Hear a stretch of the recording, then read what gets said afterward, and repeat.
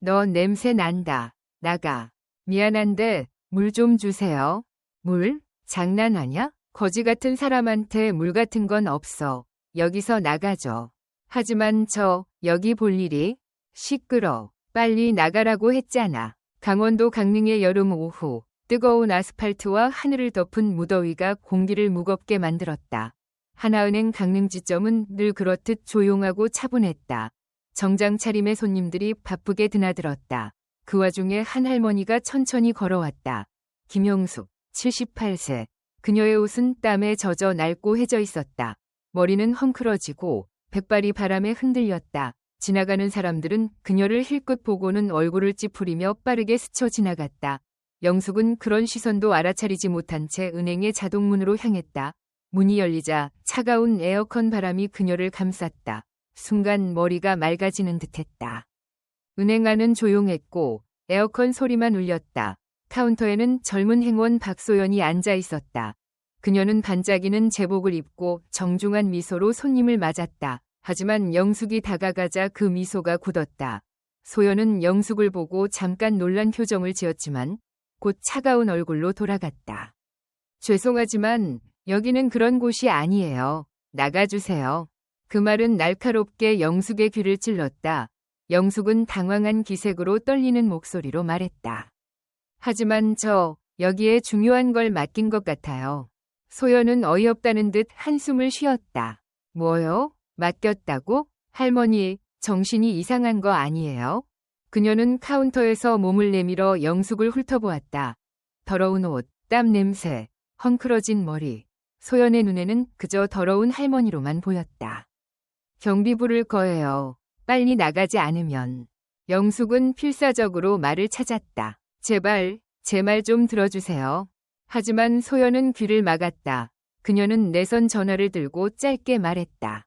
경비원, 여기 와주세요. 이상한 사람이 있어요. 곧 덩치 큰 경비원이 나타나 영숙의 팔을 잡았다. 이봐, 할머니, 민폐에 끼치지 마. 나가. 영숙은 저항할 힘도 없이 끌려나갔다.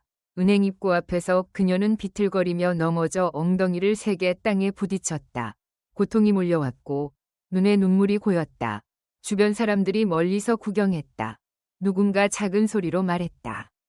저 할머니, 뭐야, 꼴싸남네. 또 다른 이는 코를 막으며 냄새나, 노숙자 아냐? 라며 웃었다.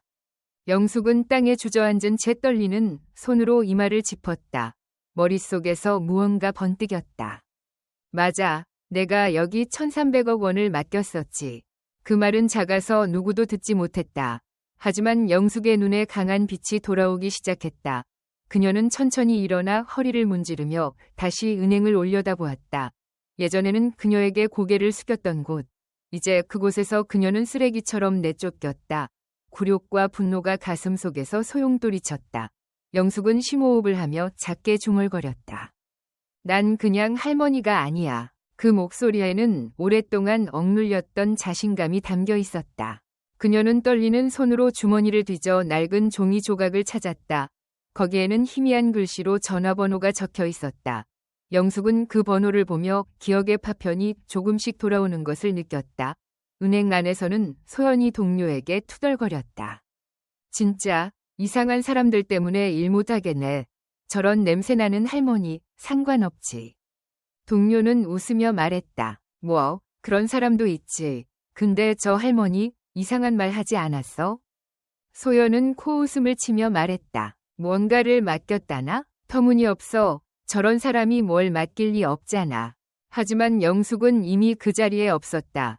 그녀는 비틀거리며 근처 공중전화로 향했다. 번호를 누르는 손은 떨렸지만 마음은 불타고 있었다. 최민호 씨, 날 도울 사람은 당신뿐이야. 전화가 울리기 시작하자 영숙의 눈에 눈물이 고였다. 그것은 분노이기도 희망이기도 했다. 그녀는 알았다. 이제 뭔가가 바뀔 거라는 걸. 그리고 그 계기는 이 굴욕적인 하루였다. 강릉의 거리 모퉁이에 있는 낡은 공중전화 앞에서 영숙은 수화기를 쥐고 있었다. 손은 떨렸지만 눈은 힘으로 가득했다. 전화벨이 울리고 곧 낮은 목소리가 대답했다. 여보세요? 누구세요? 영숙은 순간 말을 잃었지만 심호흡을 하고 말했다. 민호 씨, 나 영숙이야. 기억해 줄래? 전화 너머에서 잠깐의 침묵이 흘렀다. 영숙 씨, 정말 오랜만이야. 걱정했어. 민호의 목소리에는 놀라움과 안도가 섞여 있었다. 나 지금 큰일 났어. 도와줘. 영숙의 목소리는 떨렸다. 민호는 곧 진지한 말투로 바뀌었다. 무슨 일이야? 천천히 말해봐. 영숙은 은행에서 있었던 일을 이야기하기 시작했다. 냄새 난다고 쫓겨나고 땅에 내동댕이 쳐진 일. 그리고 갑자기 떠오른 기억 마이너스 1,300억 원의 예금. 민호는 조용히 듣다가 마지막에 말했다. 영숙 씨, 정말 기억난 거야? 그게 사실이라면 엄청난 일이야. 영숙은 단호히 대답했다. 틀림없어. 민호 씨, 저 은행에 내 인생이 있었어. 전화를 끊은 후 영숙은 공중전화 부스에 기대어 눈을 감았다. 그녀의 머릿속에서 과거의 기억이 조금씩 되살아나기 시작했다. 강릉이 아직 개발 중이던 시절, 영숙은 젊고 야망에 가득 차 있었다. 작은 김밥 가게에서 시작해 현명한 투자와 끈질긴 노력으로 부동산을 차례로 사들였다. 1980년대, 그녀는 강릉의 절반 이상을 소유한 대부호였다. 그 시절 영숙은 화려한 한복을 입고 강릉의 상인들과 협상하며 은행원들에게 존경받았다. 그녀의 집은 큰 한옥으로 매일 밤 손님들이 드나들었다. 그 중에서도 특별했던 이는 최지은, 그녀의 절친이었다. 지은은 영숙보다 조금 나이가 많았고 온화한 성격의 여성이었다. 그녀는 작은 찻집을 운영했지만 어느 날 빚 때문에 망할 위기에 처했다. 영숙은 주저하지 않고 손을 내밀었다. 지은 씨, 돈은 내가 어떻게든 할게. 중요한 건 내 미소야. 지은은 눈물을 흘리며 감사했다. 영숙, 넌 내 희망이야. 그 말은 영숙의 가슴 깊이 새겨졌다. 하지만 지은은 몇 년 후 병으로 세상을 떠났다. 죽기 전 그녀는 영숙에게 말했다. 돈보다 사람의 마음이 중요해. 영숙, 잊지 마.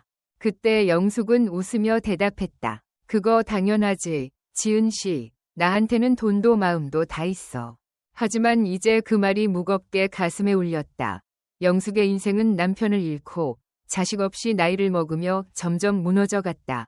치매가 시작되면서 그녀는 집조차 찾지 못하게 되었다. 머리는 헝클어지고 강릉 거리를 떠돌았다. 그 시절의 영광은 꿈 같았다. 영숙은 눈을 뜨고 주머니에서 낡은 사진을 꺼냈다. 거기에는 젊은 영숙과 지은이 은행 앞에서 웃는 모습이 있었다. 지은 씨, 내 말이 맞았어. 그녀는 사진을 가슴에 대고 작게 중얼거렸다. 그때 지나가던 노점상이 영숙을 발견했다. 그는 동료에게 말했다. 저거 김영숙 아냐? 예전엔 강릉의 여왕이었는데 지금은 저 꼴이라니. 동료는 고개를 갸웃하며 설마 그 대부호가? 거짓말이지? 라며 웃었다. 하지만 영숙은 그 소리를 듣지 못했다. 그녀의 머리는 과거와 현재를 오갔다. 사진을 쥐는 손에 힘이 들어갔다. 난 아직 끝나지 않았어. 지은 씨를 위해서도 나를 위해서도. 그녀는 비틀거리며 민호의 사무실로 향했다. 강릉은 변했지만 그녀가 소유했던 건물은 여전히 그곳에 있었다. 그것을 볼 때마다 가슴이 조여왔다. 민호의 사무실에 도착하자 그가 영숙을 맞았다. 영숙 씨, 잘 왔어. 그는 60대 초반의 차분한 남성으로 영숙의 전성기를 아는 몇 안 되는 사람이었다. 영숙은 소파에 앉아 떨리는 목소리로 말했다. 민호 씨, 그 은행에 맡긴 1,300억 원을 되찾고 싶어. 민호는 눈을 동그랗게 떴다. 1,300억? 정말이야? 그런 거액이 아직 남아있다면 바로 조사해야 해. 그는 서류 더미에서 오래된 파일을 꺼내 확인했다. 잠시 후 그는 놀라며 소리쳤다. 영숙 씨, 이게 사실이야. 하나은행에 1,300억 원이 그대로 남아있어. 영숙의 눈에 눈물이 고였다. 역시 내 인생이 거기서 빼앗긴 게 아니었어. 민호는 진지한 얼굴로 말했다. 하지만 영숙 씨, 이걸 되찾는 건 단순한 해지가 아니야. 은행에 큰 타격을 줄 거야. 각오가 있어. 영숙은 조용히 고개를 끄덕였다. 각오는 이미 했어. 그 굴욕을 잊을 수 없어. 그녀의 목소리에는 예전의 강인함이 돌아왔다. 민호는 살짝 웃으며 역시 영숙 씨야. 그럼 내일같이 은행에 가자. 저들에게 본때를 보여주자. 그날 밤 영숙은 작은 아파트로 돌아와 침대에 누웠다. 그녀의 머릿속에는 지은의 미소와 은행의 차가운 말이 교차했다. 지은 씨, 지켜봐. 나 더 이상 지지 않을 거야. 영숙은 눈을 감고 조용히 잠들었다. 내일 그녀의 싸움이 시작될 터였다. 강릉의 아침 햇살이 거리를 비추기 시작했다. 영숙은 작은 아파트의 거울 앞에 섰다. 그녀는 낡은 장롱에서 남편이 선물했던 한복을 꺼냈다. 약간 색이 바랬지만 고급 비단의 감촉이 손에 남아 있었다. 떨리는 손으로 한복을 입고 거울을 보았다. 그곳에는 과거 강릉의 여왕의 모습이 희미하게 비쳤다. 이걸로 됐어. 오늘 내 존엄을 되찾을 거야. 영숙은 작게 중얼거리며 결심을 다졌다. 그녀는 민호에게 전화했다. 민호 씨, 준비됐어. 같이 은행 가줄 거지? 민호는 밝은 목소리로 대답했다. 당연하지. 영숙 씨, 곧 데리러 갈게. 기다려. 약속한 시간에 민호는 낡은 기아 K5를 몰고 아파트 앞에 나타났다. 그는 영숙의 모습을 보고 눈을 동그랗게 떴다. 영숙 씨, 꼭 옛날로 돌아간 것 같다. 멋져. 영숙은 살짝 부끄러워하며 고마워. 하지만 이제부터가 중요해. 둘은 차에 올라 하나은행으로 향했다. 은행 앞에 도착하자 영숙은 심호흡을 했다. 어제 그녀를 쓰레기처럼 내쫓았던 곳. 이제 그녀는 그 문을 당당히 들어섰다. 자동문이 열리며 차가운 공기가 그녀를 감쌌다. 로비는 조용했고 몇몇 손님이 카운터에 줄을 서 있었다. 소연은 여느 때처럼 창고에 앉아 있었지만 영숙을 보자 얼굴이 하얗게 질렸다. 어서 오세요. 소연의 목소리는 떨렸다. 그녀는 영숙의 한복 차림에 당황하면서도 어제의 할머니임을 알아챘다. 하지만 영숙은 소연을 무시하고 민호와 함께 응접실로 향했다. 지점장 이재민이 허겁지겁 달려왔다. 무슨 용건이신지요? 그는 정중히 물었지만 영숙의 표정을 보고 살짝 겁을 먹었다. 영숙은 조용히 그러나 힘있게 말했다. 내 예금을 전부 해지하고 싶어. 1300억 원 전부야. 이재민의 얼굴에서 핏기가 가셨다. 1300억 원? 고객님, 그건... 그는 말문이 막혔고 이마에 땀이 맺혔다. 민호가 차분히 끼어들었다. 영숙 씨 예금이야. 20년 전부터 그대로 남아있어. 확인해보면 알 거야. 이재민은 황급히 서류를 들고 부하 직원에게 지시했다. 빨리 조사해. 서둘러. 몇 분 뒤 젊은 직원이 떨리는 손으로 보고서를 가져왔다. 지점장님, 사실입니다. 김영숙 고객님 계좌에 1300억 원이 남아있습니다. 그 순간 은행 안이 조용해졌다. 이재민은 영숙을 올려다보며 떨리는 목소리로 말했다. 김영숙님, 어제는 정말 실례했습니다. 제 관리 부족으로. 그는 깊이 고개를 숙였지만 영숙은 차갑게 대답했다. 어제 나보고 냄새 난다고 했지? 땅에 내동댕이 쳤지? 그 사과로 뭔가 바뀔 것 같아. 민호가 서류를 내밀며 해지 절차 시작해. 지금 당장이라고 말했다. 이재민은 필사적으로 만류했다. 제발, 영숙님, 그런 거액을 한 번에 인출하면 이 지점은. 하지만 영숙은 눈을 가늘게 떴다. 그건 너희 문제야. 나하고는 상관없어. 소연은 창고에서 그 모습을 보고 있었다. 그녀의 손은 떨렸고 서류를 떨어뜨렸다. 어제 자신이 쫓아낸 할머니가 은행의 운명을 쥔 대부호였다니. 그녀의 머리는 혼란스러웠다. 왜 내가 그런... 소연은 작게 중얼거렸다. 영숙은 응접실 의자에 앉아 조용히 기다렸다. 그녀의 머릿속에는 지은의 말이 울렸다. 돈보다 사람의 마음이 중요해. 어제까지 영숙은 자신의 마음조차 잃어버렸다. 하지만 이제 그녀는 그것을 되찾았다. 그리고 이 은행에 그 말의 무게를 가르쳐주기로 했다. 절차가 시작되자 이재민은 땀을 흘리며 전화기를 들었다. 본사에 연락해. 비상사태야. 그의 목소리는 떨렸다. 영숙의 예금은 이 지점 예금의 절반 가까이를 차지했다. 그것이 한꺼번에 인출되면 지점은 위기에 빠진다. 하지만 영숙은 아랑곳하지 않았다. 너희가 나한테 한 일의 대가야. 민호는 영숙 옆에서 미소 지었다. 영숙 씨, 멋져. 옛날 패기가 돌아왔어. 영숙은 살짝 웃으며 지은 씨를 위해서도 그 사람도 이런 대접을 받은 적이 있거든. 그녀의 눈에는 분노와 함께 따뜻함이 깃들었다. 그때 은행 밖에서 소문이 퍼지기 시작했다. 지나가던 이가 작게 말했다. 저 은행 큰일 났대. 대부호가 해지한다던데. 또 다른 이는 설마 하나은행이 라며 놀랐다. 영숙은 그 소리를 들으며 조용히 생각했다. 이게 시작이야. 절차가 끝날 무렵 이재민은 다시 영숙 앞에 무릎을 꿇었다. 영숙님, 정말 죄송합니다. 다시 생각해 주세요. 그의 눈에는 눈물이 고였다. 하지만 영숙은 차갑게 내려다보았다. 너 눈물보다 내 아픔이 더 무거워. 이미 늦었어. 민호가 일어나며 영숙 씨, 끝났어. 다음은 뭐 할까? 라고 물었다. 영숙은 일어나 한복 치맛자락을 정리했다. 새 은행을 찾아야지. 사람을 사람으로 대하는 곳에 내 돈을 맡기고 싶어. 그녀는 이재민을 보지 않고 민호와 함께 은행을 떠났다. 밖에 나오자 강릉의 바람이 그녀의 백발을 흔들었다. 영숙은 하늘을 올려다보며 작게 중얼거렸다. 지은 씨, 지켜봐. 나 지지 않을 거야. 그 말에는 강한 결의와 미래에 대한 희망이 담겨 있었다. 영숙의 싸움은 이제 막 시작되었다. 강릉의 황혼이 다가오고 있었다. 영숙과 민호는 하나은행을 떠나 근처 카페로 들어갔다.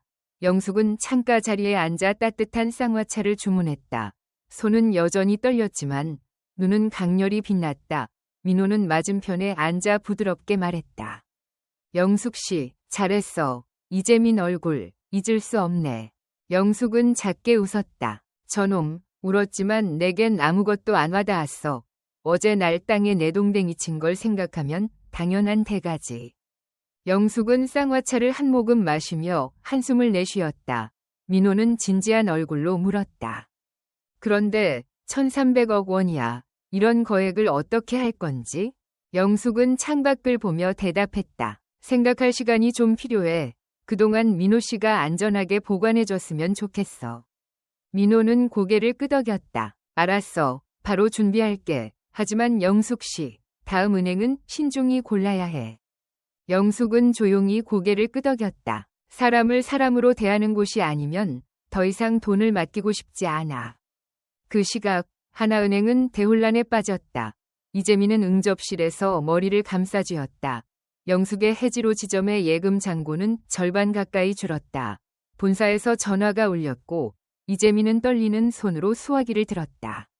지점장, 도대체 왜 이런 사태가 된 거야? 본사에 고함이 울렸다. 이재민은 말문이 막혀.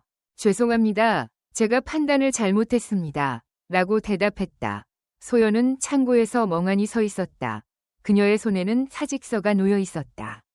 소연 씨, 이번 일로 책임을 져야겠어. 상사의 차가운 말이 귀에 남았다. 그녀는 짐을 상자에 담으며 눈물을 참았다. 내가 저 할머니를 쫓아냈기 때문에. 다음 날 영숙과 민호는 신한은행을 방문했다. 낡은 작은 건물이었지만 내부는 밝고 따뜻한 분위기가 감돌았다. 지점장 윤도현이 둘을 맞았다. 영숙 씨, 어서 오세요. 기다리고 있었습니다. 도현은 온화한 미소로 고개를 숙였다. 영숙은 그 태도에 약간 안심했다. 응접실로 안내받자 영숙은 단도직입적으로 말했다.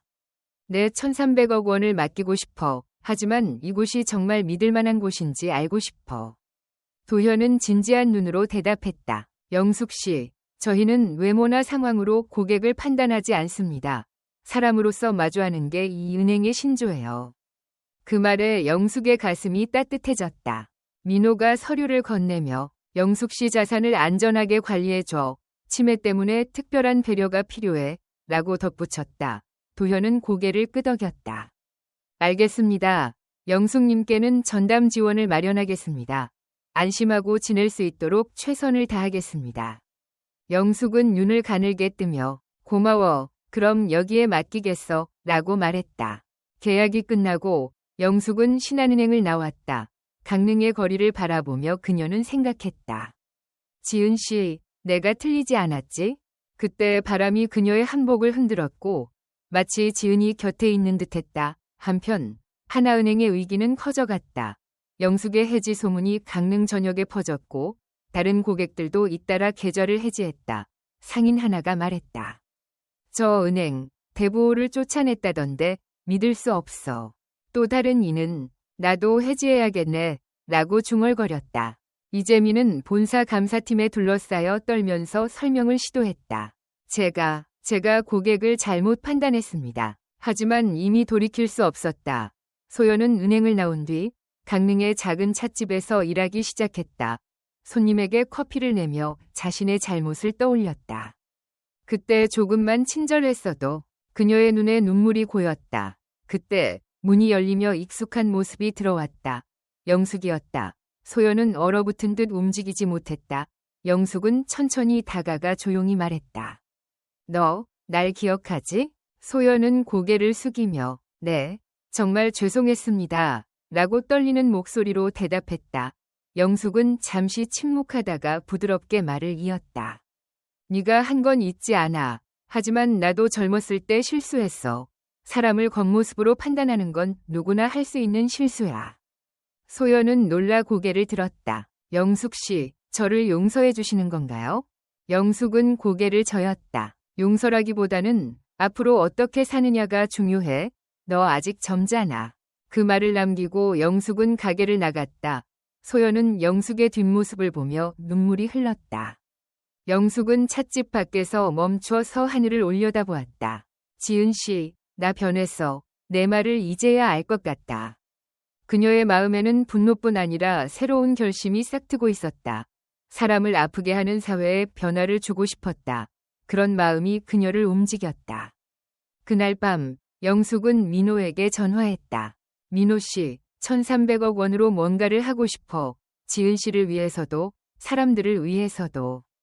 민호는 놀라며 뭔데, 예를 들어? 라고 물었다. 영숙은 조용히 대답했다. 치매 환자나 노인들이 안심할 수 있는 곳을 만들고 싶어. 나처럼 길을 잃은 사람이 다시는 차갑게 대우받지 않도록. 민호는 감동한 목소리로 말했다. 영숙 씨, 그거 멋진 생각이야. 바로 계획 세우자.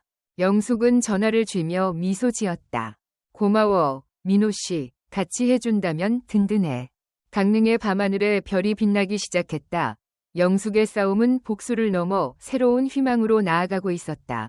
강릉의 아침이 조용히 시작되었다. 영숙은 작은 아파트 창문으로 햇살이 들어오는 것을 보았다. 그녀의 마음은 어제까지의 분노와 굴욕에서 조금씩 새로운 희망으로 바뀌고 있었다. 민호와의 전화로 정한 계획 치매 환자와 노인을 위한 공간을 만드는 꿈이 그녀를 움직였다. 그날 영숙은 신한은행을 찾았다. 도현이 미소로 맞으며 응접실로 안내했다. 영숙 씨, 오늘 특별한 용건이신가요? 영숙은 한복 치맛자락을 정리하며 대답했다. 내 1,300억 원으로 큰일을 시작하고 싶어. 노인들이 안심할 수 있는 곳을 만들고 싶어. 도현은 눈을 빛내며 말했다. 멋진 생각이네요. 영숙 씨 같은 분이 이런 꿈을 꾸신다면 저희도 전폭적으로 지원하겠습니다. 그는 곧 제안했다. 사실 저희 은행도 사회공헌을 고민 중이었어요. 노인을 위한 특별 창구를 만들려 했는데 영숙 씨 계획과 함께하면 기쁘겠습니다. 영숙은 약간 놀라며 도현 씨, 거기까지 도와줄 건가? 라고 물었다. 도현은 진지한 얼굴로 대답했다.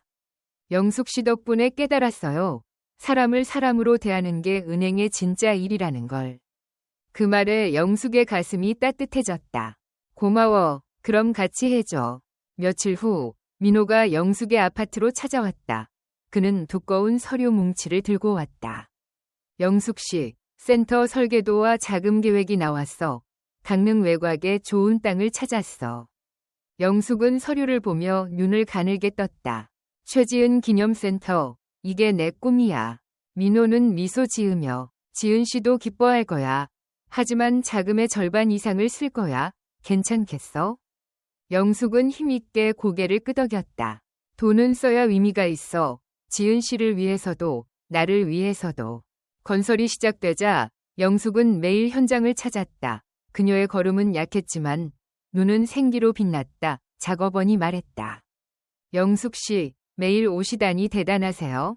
영숙은 웃으며 여긴 내 새집 같은 거야 라고 대답했다. 센터는 치매 환자뿐 아니라 모든 노인을 지원하도록 설계되었다. 도서관, 대화실, 상주 의사가 있는 진료소, 그리고 영숙이 특히 공들인 추억의 방이 있었다. 여긴 기억을 남기는 곳이야. 치매가 오면 과거가 사라지니까. 영숙은 설계사에게 설명했다. 그 말을 들으며 민호는 생각했다. 영숙의 치매는 때론 진행되고 때론 멈추는 이상한 파도 같았다. 그녀는 중요한 건 뚜렷이 기억하면서 일상적인 건 잊어버렸다. 민호는 그런 영숙을 조용히 지켰다. 어느 날 영숙이 현장을 걷다가 우연히 소연과 재회했다. 소연은 공사 현장 근처 찻집에서 일하고 있었고 영숙을 보자 긴장한 얼굴로 다가왔다. 영숙 씨, 잘 지내세요? 영숙은 부드럽게 대답했다. 잘 지내. 넌 잘 지내? 소연은 눈을 내리깔며 그날 일은 정말 죄송했어요. 지금 이렇게 일하며 새로 시작하려고요. 라고 말했다. 영숙은 잠시 침묵하다가 말했다. 너 변했네. 나도 젊었을 때 오만했어. 사람을 되돌리는 건 시간과 마음이야.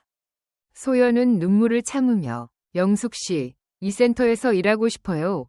사람과 마주하는 일을 하고 싶어요. 라고 호소했다. 영숙은 잠시 생각하다가 진심이라면 와봐. 너라면 할 수 있을 거야. 라고 대답했다. 소연은 깊이 고개를 숙이며 감사합니다. 라고 외쳤다. 센터 완공이 가까워지자 강릉에 소문이 퍼졌다. 영숙 씨가 큰돈으로 뭔가를 짓는다던데. 옛 대부호가 노인을 위해 나섰대. 상인들은 놀라면서도 영숙의 행동에 감동받았다. 그 시각 하나은행은 위기의 한가운데였다. 영숙의 해지를 계기로 고객이 떠나며 예금 잔고가 급감했다. 이재민은 본사에서 호출되어 날카로운 질문을 받았다.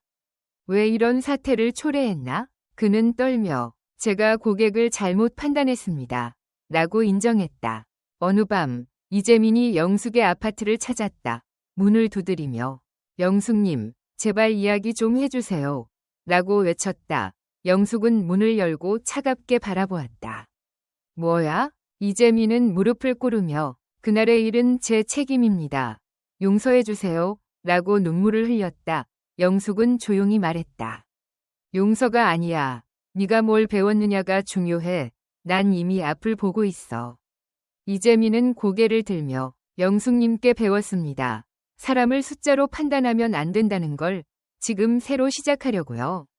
영숙은 고개를 끄덕이며 그럼 열심히 해. 라고 말하고 문을 닫았다. 센터 완공식이 다가오자 영숙은 도현과 만났다. 도현 씨, 이 센터에서 노인 대하는 법을 가르치는 강의를 하고 싶어. 은행이나 기업 사람들에게 배우게 하고 싶어. 도현은 눈을 빛내며 멋져요. 저희도 돕겠습니다. 영숙 씨 꿈은 강릉을 바꿀 거예요. 영숙은 미소 지으며 지은 씨 꿈이기도 해. 내가 길을 잃었을 때 아무도 도와주지 않았어. 하지만 이젠 달라. 그녀의 말에는 깊은 결의와 따뜻함이 담겨 있었다. 완공식 전날 밤, 영숙은 센터 정원에 섰다. 거기에는 지은의 추억을 담은 벚나무가 있었다.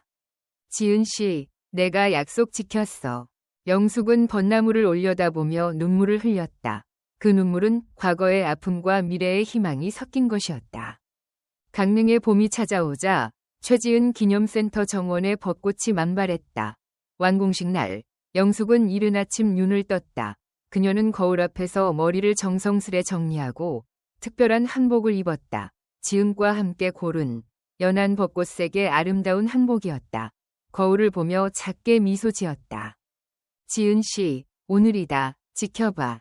민호가 데리러 오자 영숙은 심호흡을 하고 밖으로 나갔다. 센터에 도착하니 이미 많은 사람이 모여 있었다. 지역 상인, 노인, 그 가족들, 그리고 기자들. 영숙은 한 명 한 명에게 인사하며 특히 치매 환자들에게 따뜻하게 말을 걸었다. 나도 같아서 그 마음 알아. 그 말에 눈물을 흘리는 이도 있었다. 식전이 시작되고 영숙은 마이크 앞에 섰다. 여러분, 오늘 와주어서 고마워요. 난 영숙이야. 이 센터는 내 꿈이자 지은 씨의 소원이기도 해. 그녀는 조용히 그러나 힘있게 말했다. 치매가 되어서야 알았어. 사람의 존엄이 얼마나 중요한지. 돈이 있어도 사람으로 대우받지 못하면 의미 없어. 이곳이 그런 사람들의 버팀목이 되길 바래.